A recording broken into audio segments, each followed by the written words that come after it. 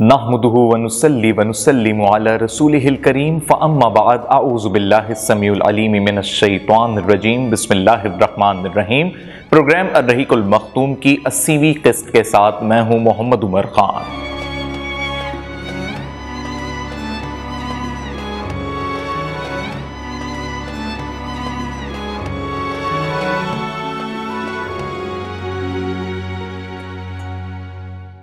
ناظرین کرام، گزشتہ قسط میں ہم نے آپ کو مارکہ موتا کے حوالے سے بتایا اور جمادی الاول کا یہ مہینہ تھا، پھر جمادی الاخر میں ایک سریہ پیش آیا اور اس کے بعد پھر ماہ شعبان میں ایک چھوٹا سریہ پیش آیا اور پھر ماہ رمضان لگ گیا سن 8 ہجری کا، جس میں ایک واقعہ یہ پیش آ گیا جس سے صلح حدیبیہ کی عہد شکنی ہو گئی۔ اور یہ عہد شکنی کفار کی جانب سے، مشرکین اور اہل مکہ کی جانب سے اس طرح ہوئی کہ دو قبیلے جو کہ بنو بکر اور ایک قبیلہ بنو خزاعہ کا تھا، بنو خزاعہ کی ہمدردیاں ہمیشہ سے مسلمانوں کے ساتھ نبی پاک صلی اللہ علیہ وآلہ وسلم اور اہل قریش کے ساتھ رہی، کیونکہ تاریخی اعتبار سے بنو خزاعہ وہ قبیلہ ہے جن کی اولادوں میں بنو قریش پیدا ہوئے۔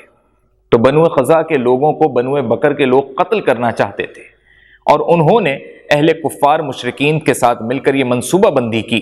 کہ ہم اہل عرب میں اپنا سکہ جما سکیں، اور اہل کفار مشرکین مکہ کے سرداران یہ چاہتے تھے کہ مسلمانوں کو ہم نیچا دکھا سکیں اور اپنا شان اور اپنا بول بالا کروا سکیں، تو ہم مسلمانوں کو قتل کریں، اور قتل کرتے ہی صلح حدیبیہ کی عہد شکنی ہونی تھی۔ لیکن مسلمانوں کو قتل کرنے کا اب طریقہ کار انہوں نے ایسا تلاش کیا تھا کہ بنو بکر مشرکین کے ساتھ مل جائیں، بنو خزاعہ کے لوگ جو کہ مسلمان ہو رہے تھے اگر وہ مسلمانوں کے ساتھ مل جاتے ہیں تو پھر بنو بکر والے بنو خزاعہ کو قتل کر دیں، اور اس طرح کہنے کو یہ بات ہوگی کہ یہ تو دو قبیلوں کی جنگ تھی، لیکن در حقیقت عرب میں یہ بات پھیلائی جائے گی کہ مسلمانوں پر غالب آ گئے اہل کفار اور مشرکین اور مکہ والے۔ تو یہ ان کی بدعہدی اور یہ ان کی چالاکی تھی کہ انہوں نے بنو بکر کے لوگوں کو مشرکین نے اپنے ساتھ ملا کر انہیں ہتھیار دیے، انہیں یہ منصوبہ دیا، بنو بکر کے لوگوں نے بنو خزاعہ کے لوگوں کو قتل کیا۔ جن جن افراد کو قتل کیا وہ سارے کے سارے مسلمان ہو چکے تھے، اور صلح حدیبیہ کی رو سے یہ نقطہ اس کے اندر موجود تھا کہ اگر کوئی مسلمان ہونا چاہے گا تو وہ فرد بھی مسلمان ہو سکتا ہے، اور اس کے قبائل اگر مسلمان ہوتے ہیں تو پھر اس فرد کو یا اس کے قبیلے کو اکیلا نہیں سمجھا جائے گا، یعنی اب وہ مسلمان مانے جائیں گے۔ اسی طرح کوئی مشرکوں کے ساتھ ملتا ہے، یعنی کفار کے ساتھ، مکے والوں کے ساتھ، تو پھر انہیں بھی انہی کا حصہ سمجھا جائے گا۔ تو اب یہی ہوا ناظرین کرام کہ انہوں نے بدعہدی اس طرح کی کہ بنو خزاعہ کے مسلمانوں کو قتل کر دیا، اور بنو بکر کے ذریعے یہ قتل مکہ والوں نے ہی کروایا۔ اب کہنے کو بھی یہ کہلوانا چاہتے تھے کہ نہیں پورے عرب میں بات پھیلے کہ دیکھو ہم نے مسلمانوں کو قتل کر دیا، اور مسلمان جب ہم سے پوچھیں تو ہم کہہ دیں تو قبیلوں کی جنگ تھی، لیکن ایسا نہیں ہوا۔ ہوا یہ کہ جب بنو خزاعہ کے لوگ قتل ہوئے تو ناظرین کرام بدیل بن ورقہ خزاعی یہ وہی شخص ہے کہ جب صلح حدیبیہ والا معاملہ ہو رہا تھا تو بنو خزاعہ کے یہ لوگ آپ صلی اللہ علیہ وآلہ وسلم کے ساتھ موجود تھے، اور اسی نے جا کر وہاں پر اہل مکہ سے بات چیت بھی کی تھی۔ تو یہ بدیل نامی شخص ناظرین کرام مکے میں رہتا تھا، بنو خزاعہ کا تھا۔ بنو خزاعہ مکے سے کچھ باہر کی طرف واقع یہ پورا قبیلہ تھا، اور جب ان کے لوگ قتل ہوئے تو عمر بن سالم خزاعی وہاں سے آیا مکے میں، اور اس نے بدیل کے گھر پناہ لی اور بہت سے لوگوں کو لے کر آیا تاکہ بنو بکر والے مزید قتل نہ کریں۔ تو عمر بن سالم نے بدیل کو کہا، بدیل بن ورقہ کو، کہ ہم تو ایک ہی قبیلے سے ہیں، ہم لوگ مسلمان ہو گئے اور ہمارے ساتھ اب اس طرح ہو رہا ہے۔ بدیل نے مشورہ دیا کہ تم اب مدینہ جاؤ، نبی صلی اللہ علیہ وآلہ وسلم کے پاس جا کے ساری بات بتاؤ، اور یہ بالکل واقعی صلح حدیبیہ کی خلاف ورزی کر دی مکے والوں نے بنو بکر کے ذریعے۔ اب ہوا یہ کہ عمر بن سالم خزاعی مدینہ پہنچا تو آپ صلی اللہ علیہ وآلہ وسلم نماز سے فراغت ہی ہوئی تھی، مسجد نبوی پہنچا، اور مسجد نبوی میں پہنچ کر جو الفاظ اس نے ادا کیے وہ سننے والے ہیں ناظرین کرام۔ اس نے اللہ سے چیخ چیخ کر گریہ گزاری کی، اپنے لوگ قتل ہوتے ہوئے دیکھے تھے، اور اس وجہ سے قتل ہوئے کہ وہ دائرہ اسلام میں آئے تھے۔ تو وہاں پہنچ کر اس نے کہا کہ اے پروردگار، میں محمد صلی اللہ علیہ وآلہ وسلم سے ان کے عہد اور ان کے والد کے قدیم عہد کی دہائی دے رہا ہوں۔ اب آپ کو یہاں پر یہ بات الرحیق المختوم میں سمجھنی ہوگی کہ الرحیق المختوم صرف نبی اکرم محمد صلی اللہ علیہ وآلہ وسلم یا سیرت طیبہ یا دائرہ اسلام کا یہ سارا معاملہ اور دین اسلام صرف نبی کی ذات تک نہیں ہے، بلکہ نبی صلی اللہ علیہ وآلہ وسلم کے اس دنیا میں جلوہ افروز ہونے سے پہلے آپ کے والد، آپ کے دادا، یہ خانوادہ بنو ہاشم، خانوادہ محمد، یہ پورا جو سلسلہ اوپر تک جا رہا ہے، یعنی حضرت ابراہیم علیہ السلام کے دور سے لے کر اور حضرت عبد المطلب تک، یہ سارے معاملات یہ اجداد ہیں آپ صلی اللہ علیہ وآلہ وسلم کی۔ تو یہاں پر عمر بن سالم خزاعی نے وہ واسطہ دیا آپ صلی اللہ علیہ وآلہ وسلم کے سامنے، اور وہ عہد یاد دلائے جو اجداد کے دور سے عہد چلتے آ رہے تھے، اور بنو خزاع اور بنو ہاشم آپس میں ایک دوسرے کے حلیف بھی تھے۔ تو اب وہ سارے عہد بھی پرانے یاد دلائے، بحیثیت مسلمان بھی اپنی پکار رکھی، اور یہ بھی کہا کہ آپ صلی اللہ علیہ وآلہ وسلم ہماری مدد کیجئے، اور اللہ کے بندے آپ کو پکار رہے ہیں، لہٰذا ہماری مدد ہونی چاہیے، ہمارے ساتھ یہ ظلم ہو رہا ہے۔ اور جب یہ ساری بات سن لی تو پھر آپ صلی اللہ علیہ وآلہ وسلم نے عمر بن سالم کے لیے کہا کہ اللہ نے تمہاری مدد کر دی ہے۔ اور اسی وقت ناظرین کرام تاریخ گواہی دے رہی ہے کہ صحابہ نے آسمان پہ اچانک سے ایک بڑے بادل کو آتے ہوئے دیکھا تو سب حیران رہ گئے، اور نبی صلی اللہ علیہ وآلہ وسلم نے فرمایا کہ یہ بادل بنو قعب کی مدد کی بشارت سے دمک دے رہا ہے، یعنی یہ بشارت دے رہا ہے کہ اللہ اب ان کی مدد کرے گا۔ تو مدد مسلمانوں کے ذریعے ہوگی، رسول اللہ کے ذریعے ہوگی، اور پھر اب مکہ یعنی فتح ہوگا، یہ بشارت۔ لیکن اب یہ صورتحال ہوئی کہ عمر بن سالم خزاعی کو آپ صلی اللہ علیہ وآلہ وسلم نے روانہ کیا۔ پھر مکے کا وہ جو شخص بدیل بن ورقہ خزاعی تھا، اسی قبیلے کا لیکن مکے کا بڑا تھا، وہ آیا پھر مدینے میں آپ صلی اللہ علیہ وآلہ وسلم کی خدمت میں، کچھ لوگوں کے ساتھ پورا واقعہ بتایا کہ کیسے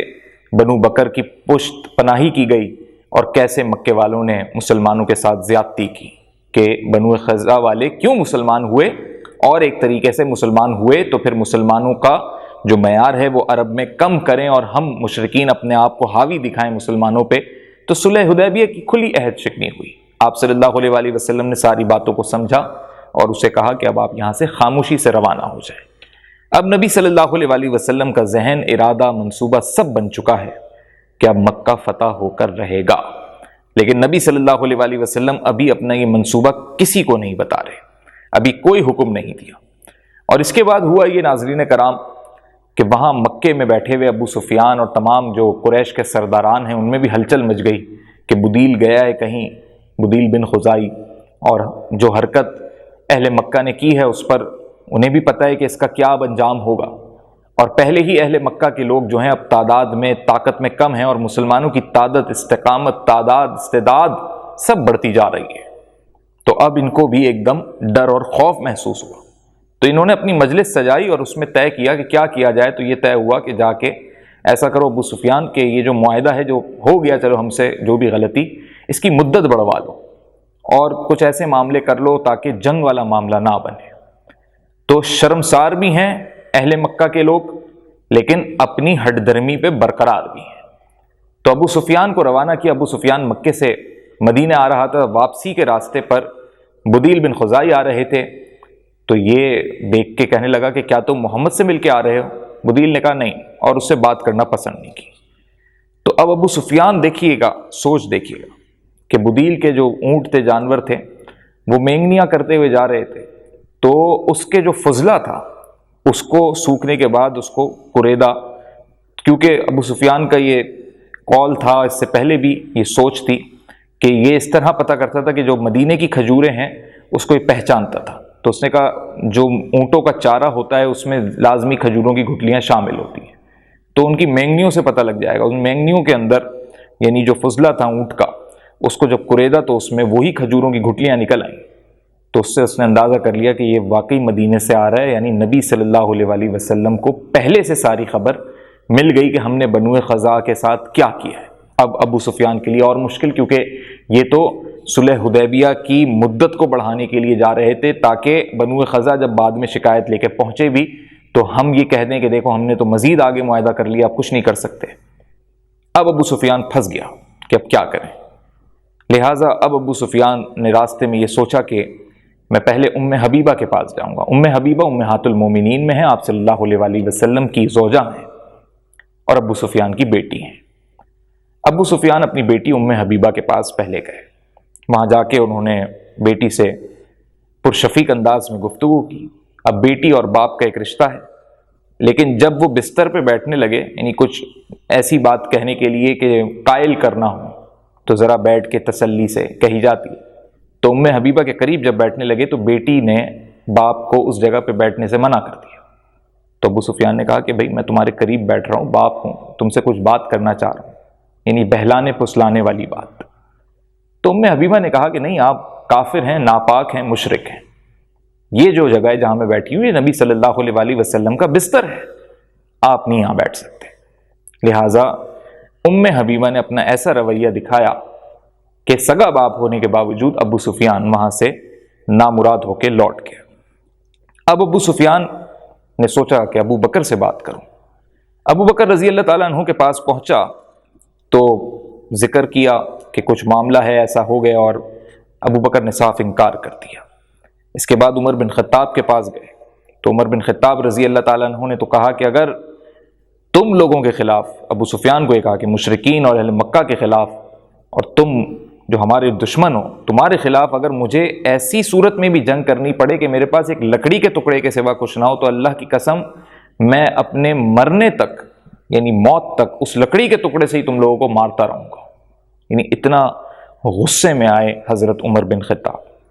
ابو سفیان نے اپنی جان وہاں سے بخشوائی اور اس نے کہا کہ یہاں سے تو میں بھاگوں، ورنہ ایسا نہ ہو کہ عمر بن خطاب یہیں مجھ پہ ہی حملہ کر دے۔ پھر وہ حضرت علی رضی اللہ تعالیٰ عنہ کے پاس پہنچا۔ حضرت علی کے پاس پہنچا تو اپنی نسبت بتائی کہ دیکھو ہم تو بڑے قریبی رشتہ دار ہیں، میں بنو کنانہ سے، بنو ہاشم سے تم، اور سارے اجداد کے رشتے گنوائے، اور تمہاری عورتیں ہماری عورتیں، اس طرح جو شادیاں ہو گئیں وہ سب گنوائیں، اور اس طرح بیاہ کے آئے، اور یہ معاملات ہیں ہمارے اور تمہارے درمیان۔ حضرت علی نے وہ سب باتیں سننے کے بعد یہ کہا کہ ٹھیک ہے ابو سفیان، وہ سارے رشتے معاملات اپنی جگہ پر، لیکن یہ جو واقعہ بنو خزاعہ کے ساتھ ہو گیا ہے، جو عہد شکنی اب کر دی تم نے صلح حدیبیہ کی، اس میں کیا کہہ سکتا ہوں؟ تو جب اس کو مایوسی محسوس ہونے لگی تو بی بی فاطمہ الزہرا رضی اللہ تعالیٰ عنہ وہاں موجود تھی۔ تو ابو سفیان نے بی بی فاطمہ سے کہا کہ آپ کچھ کہیے، سفارش کیجیے۔ تو بی بی فاطمہ نے بھی کہا کہ ہم کیا کہہ سکتے ہیں، یہ آپ لوگوں کا ایک پورا معاہدہ ہے، اور ہم تو وہی کریں گے جو نبی صلی اللہ علیہ وآلہ وسلم کا حکم اور فرمان ہوگا، ہم انہیں کچھ نہیں کہہ سکتے، البتہ وہ ہمیں حکم دے سکتے ہیں۔ تو حضرت امام حسن رضی اللہ تعالیٰ عنہ ابھی چھوٹے بچے ہیں، گھٹنے گھٹنے چل رہے ہیں۔ تو اب ابو سفیان کی آپ کیفیت دیکھیے کہ ان لوگوں کی سوچ ایک وہی سوچ کہ ہم کچھ پیشکش دے دیں، ہم لالچ دے دیں، ہم ایسی باتیں کہہ دیں۔ تو بی بی فاطمہ تو زہرا کو ابو سفیان کہتا ہے کہ ایسا نہیں ہو سکتا فاطمہ کہ تمہارا بیٹا حسن وہ اعلان کر دے کہ بھائی امان دے دی اہل مکہ کو، اہل قریش کو، کوئی جنگ نہیں ہوگی، اور بدلے میں ہم ان کو سرداری دے دیں مکہ کی۔ یعنی یہاں پر بھی لین دین والی بات ہے۔ تو بی بی فاطمہ الزہرا نے کہا کہ یہ تو ابھی بچے ہیں امام حسن، اور آپ انہیں کیا سرداری دینے کی بات کر رہے ہیں، ان کے تو نانا خود نبی ہیں، اور جو بھی چیز اور جو فیصلہ ہوگا وہ تو محمد صلی اللہ علیہ وآلہ وسلم نے کرنا ہے۔ ویسے بھی امام حسن یا کوئی بھی، بی بی فاطمہ الزہرا کا یہ قول ہے کہ محمد صلی اللہ علیہ وآلہ وسلم کی موجودگی میں تو ویسے بھی کوئی فیصلہ نہیں کر سکتا، فیصلہ تو ان کا ہی چلے گا، اللہ کے رسول کا چلے گا فیصلہ۔ اور جو آپ بات سرداری اور اس کی کر رہے ہیں تو یہ تو بچے ہیں ابھی۔ یعنی آپ ابو سفیان کی سوچ دیکھیے کہ کیسی باتیں کر رہی ہیں، کس بدحواسی کے عالم میں باتیں کر رہے ہیں، کیا پیشکش کر رہے ہیں، اور کنہیں پیشکش کر رہے ہیں؟ انہیں جن کے نانا کے لیے تمام جہان بنائے گئے، تمام کائناتیں بنائی گئیں، اور تمام کائناتوں کے لیے رحمت للعالمین بنا کے بھیجے گئے، اس سیدہ کو پیشکش کر رہے ہیں جو جنت کی خواتین کی سردار ہیں، اور جنت بنی تو بی بی فاطمہ الزہرا کی وجہ سے، اور اس علی کے سامنے ایسی پیشکشیں کر رہے ہیں جو شیر خدا ہے کہ جب خیبر کی فتح ہوئی تو سارے زمانے نے دیکھا کہ اللہ کا شیر کیسے دھاڑا، کیسے للکارا، اور اس امام حسن اس بیٹے کے لیے اس کی ماں کے سامنے ایسی پیشکش کر رہے ہیں کہ ہم سرداری دے دیں گے، اور یہ ہوتے کون ہیں سرداری دینے والے؟ تو وہاں سے ابو سفیان مایوس ہو کر لوٹا۔ جب مایوس ہو کے لوٹا تو جاتے جاتے کہنے لگا علی کچھ تو بتا دو، کیا کروں؟ تو حضرت علی نے کہا کہ بس یہی کر سکتے ہو کہ تم جاتے ہوئے کہہ جاؤ گے بھائی تمہاری طرف سے سب کو امان ہے۔ تو ایک دم ابو سفیان نے کہا یہ بات اثر کرے گی نبی پہ، یعنی محمد بن عبداللہ پہ؟ اور ہماری جان بخشی ہو جائے گی، یعنی جنگ والا معاملہ نہیں بنے گا، امن و امان رہے گا قائم۔ تو حضرت علی نے کہا میں یہ نہیں کہہ رہا کہ امن و امان قائم رہے گا یا جنگ ہوگی یا نہیں ہوگی یا رسول اللہ کیا فیصلہ کریں گے، تم اتنا پوچھ رہے ہو، اصرار کر رہے ہو، تو میں نے یہ بات کہی کہ اس کے علاوہ مجھے کچھ نہیں سمجھ آتا ہے۔ یعنی تم مکے والے اہل قریش ابھی اس کیفیت میں نہیں ہو کہ تم کوئی اپنی پیشکشیں رکھ سکو، بس تم اتنا ہی کہہ دو کہ بھائی بس امان ہے ہماری طرف سے، تو تمہارا ایک پیغام شاید نبی تک پہنچ جائے۔ البتہ یہ کوئی ایسی بات نہیں ہے کہ تم یہ سمجھ بیٹھو کہ علی نے یہ کہہ دیا تو جیسے اب کوئی جنگ نہیں ہوگی یا رسول اللہ کے فیصلے پر یہ بات طاری ہو جائے گی۔ فیصلہ تو رسول اللہ صلی اللہ علیہ وسلم کا ہے، وہ جو چاہیں فیصلہ کریں۔ بہرحال جاتے ہوئے ابو سفیان نے یہی کیا کہ مدینے میں اپنے اونٹ پر سوار ہو کر اس نے یہ بات ایک اعلانیہ طور پہ کہہ دی کہ بھئی مکہ کی طرف سے امان کا اعلان ہے اور امن و امان قائم رہے گا اور ہماری طرف سے کوئی جنگ نہیں، اور اس طرح کی باتیں کہہ کے وہ مکہ لوٹ گیا۔ مکہ پہنچا تو وہاں کے سرداروں نے اسے پکڑ دیا، کیا بات ہوئی، کچھ مانے محمد، کچھ ایسی باتیں ہوئی کہ ہم تسلی کر لیں؟ تو اس نے کہا میری تو ملاقات ہی نہیں ہوئی اور مجھے تو کوئی تجویز کہیں سے بہتر ملی نہیں، میں کیا بات کرتا، اور مجھ سے پہلے ہی ساری خبر پہنچ چکی تھی، تو اب لگ نہیں رہا کہ ہم نے جو بدعہدی کی ہے اس پہ ہم سزا سے بچ جائیں، یعنی جنگ سے بچ جائیں، اور بہت برا انجام مجھے دکھائی دے رہا ہے۔ لیکن یہ ہوا کہ علی نے مجھے یہ بات کہی تو میں نے اس طرح کیا۔ تو پھر ایک دم ان میں تجسس پیدا ہوا، سارے سرداران قریش نے کہا پھر محمد نے کیا جواب دیا؟ تو پھر کہنے لگا کوئی جواب نہیں ملا مجھے۔ تو پھر سب کہنے لگے او ابو سفیان تم پاگل ہو، علی نے تم سے مذاق کیا، تم اس کی باتوں میں آ گئے۔ تو ابو سفیان نے کہا میرے پاس اس کے علاوہ کچھ کرنے کو بچا بھی نہیں تھا۔ اب آپ صلی اللہ علیہ وسلم یہ نہیں چاہتے تھے کہ جو مکے کے حوالے سے ہم نے جنگ کرنی ہے اس کی خبر مکے والوں کو پہلے سے ملے، لیکن ابو سفیان کا آنا،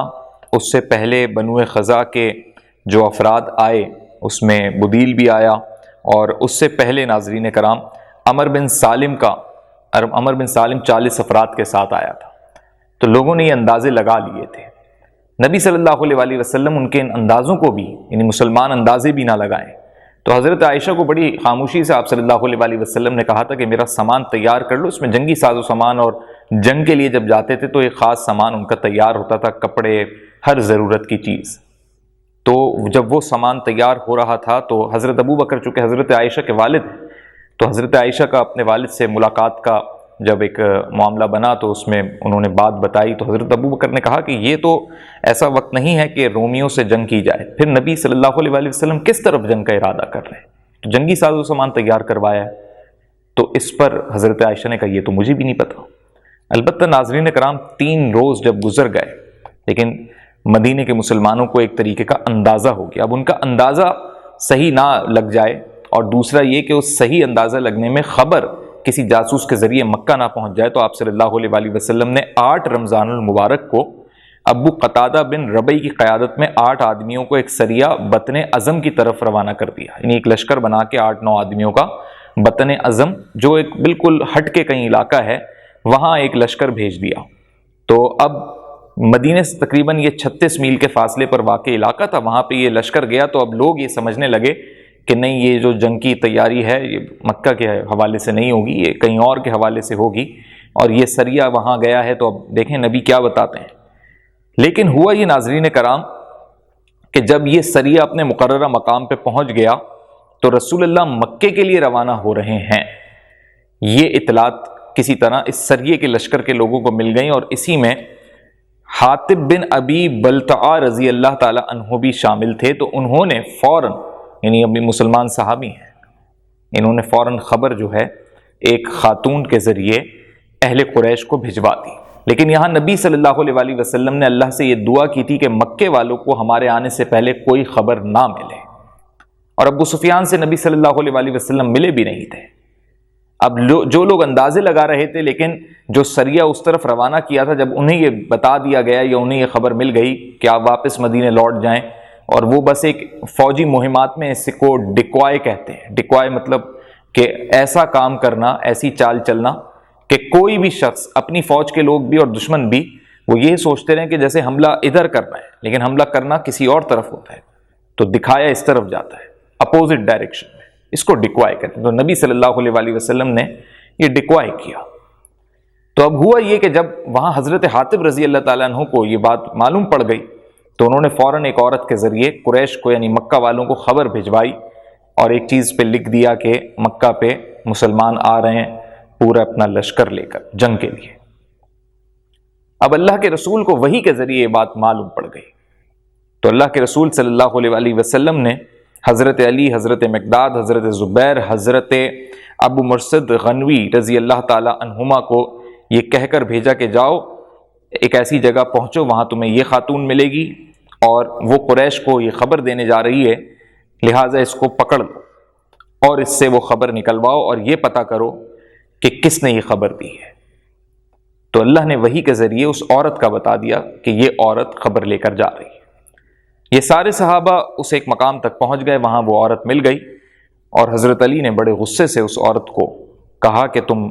عزت سے خود وہ بتا دو ہمیں جو تمہارے پاس رقعہ ہے، خط ہے یا خبر ہے، وہ کیا خبر ہے ہمیں دے دو، اگر تم نہیں دو گی تو ہم جانتے ہیں کہ اس خبر کو ہم نکلوا لیں گے۔ بہرحال جب اس نے پختگی دیکھ لی، وہ عورت بھی ڈر گئی، تو اس نے اپنی چوٹی کھولی اور اس میں سے ایک رقعہ نکالا اور وہ رقعہ پھر لے کر، وہ خط لے کر رسول اللہ کی خدمت میں جب پہنچے تو اس میں یہ لکھا تھا حاطب بن ابی بلعطا کی طرف سے، یعنی حضرت حاطب کا نام موجود تھا اور قریش کی جانب یہ خط، اور اس میں رسول اللہ کی روانگی کی خبر تھی۔ تو رسول اللہ صلی اللہ علیہ وسلم نے حضرت حاطب رضی اللہ تعالی عنہ کو بلا کر پہنچا، حاطب یہ کیا ہے؟ تو اس نے کہا کہ رسول اللہ صلی اللہ علیہ وسلم آپ میرے خلاف جلدی نہ فرمائیں، یعنی مجھے آپ غدار قرار نہ دیں، پہلے آپ میری بات سن لیں۔ رسول اللہ نے کہا بولو کیا بات ہے؟ اس نے خدا کی قسم کھائی حضرت حاطب رضی اللہ تعالیٰ عنہ نے اور کہا اللہ اور اس کے رسول پر میرا پکا ایمان ہے، نہ میں مرتد ہوا ہوں نہ مجھ میں کوئی تبدیلی آئی، بات صرف اتنی سی ہے کہ میں خود قریش کا آدمی نہیں، البتہ ان میں چپکا ہوا تھا اس لیے کہ میرے اہل و عیال، میرے بال بچے وہاں پر ہیں، لیکن قریش سے میری کوئی قرابت داری تو ہے نہیں، نہ وہاں کوئی ایسا شخص ہے جو میرے بال بچوں کی حفاظت کرے۔ آپ کے جتنے دوسرے صحابہ ہیں، مہاجرین صحابہ، ان کے سب رشتہ دار وہاں موجود ہیں، تو ان کے ساتھ، ان کے بیوی بچوں کے ساتھ کوئی مسئلہ ہوتا ہے تو کوئی نہ کوئی پیچھے دیکھنے والا ہے، میرا کوئی نہیں، اس لیے میں نے ان پر اپنا ایک ایسا معاملہ رکھنے کے لیے کہ میرے بیوی بچوں کے ساتھ کوئی ظلم و ستم نہ ہو یا کوئی ایسا معاملہ ہو جائے کہ مدد کی ضرورت پڑے تو قریش والے میری مدد کر دیں اس وقت۔ تو حضرت عمر کو جاہو جلال آ گیا، انہوں نے کہا یا رسول اللہ کیا بات کہہ رہے ہیں حاطب، آپ بس مجھے حکم دیں میں ان کی گردن اتار دوں۔ تو آپ صلی اللہ علیہ وسلم نے حضرت عمر کو روک دیا، کیونکہ آپ صلی اللہ علیہ وسلم یہ جانتے ہیں حضرت حاطب تو بدر کے دور سے مسلمانوں کے ساتھ ہے، اہل کفار کے خلاف لڑ رہے ہیں، اور انہوں نے سچی بات کہی کہ وہ مسلمانوں کے دشمن نہیں، نہ وہ مرتد ہوئے نہ وہ منافق ہیں، اپنے بال بچے اور بیوی بچوں کی وجہ سے انہوں نے یہ اقدام کر لیا، اس پہ انہیں شرمندگی اور ندامت بھی ہے۔ لیکن اللہ کے رسول نے حضرت عمر رضی اللہ تعالیٰ عنہ کو یہ کہا کہ عمر تمہیں کیا پتا، ہو سکتا ہے کہ اللہ نے اہل بدر کو دیکھ کر کہا ہو کہ تم لوگ جو چاہو کرو میں تمہیں بخش دوں گا۔ تو اس پر تو حضرت عمر بھی رو پڑے کہ جب اللہ کی طرف سے بخشش ہو جائے تو اگر کسی سے کوئی سرزنش، کوئی غلطی ہو بھی جائے تو پھر اس پر اتنی جلدی فیصلہ نہیں کرو۔ تو حضرت حاطب کی خیر جان اس میں بخش دی گئی اور خبر رک گئی۔ اصل مقصدیت اس پورے واقعے میں یہ ہے کہ قریش کو مسلمانوں کے آنے کی خبر نہ ملے۔ تو اب ناظرین کرام 10 رمضان المبارک لگ چکی ہے اور اب مدینہ چھوڑنے کا وقت آ گیا اور مسلمانوں کو اب اعلان بتا دیا جائے گا نبی کی جانب سے کہ ہم مکے کی جانب روانہ ہو رہے ہیں۔ تو وہ خبر بھی رک گئی، مکے والوں کو ابھی خبر نہیں ہے، وہ اسی کشمکش میں ہیں کہ محمد صلی اللہ علیہ وسلم کیا فیصلہ کریں گے، آیا کہ ہم پہ جنگ ہوگی، بخش دیا جائے گا۔ ابو سفیان صلح حدیبیہ کی مدت بڑھانے کا وہاں پر ایک پورا منصوبہ لے کر آئے تھے، لیکن ان کا وہ منصوبہ ناکام ہو گیا کیونکہ اس سے پہلے ہی بدیل بن خزا کے ذریعے آپ صلی اللہ علیہ وسلم تک تمام تر واقعہ پہنچ چکا ہے، یعنی صلح حدیبیہ ٹوٹ گئی ہے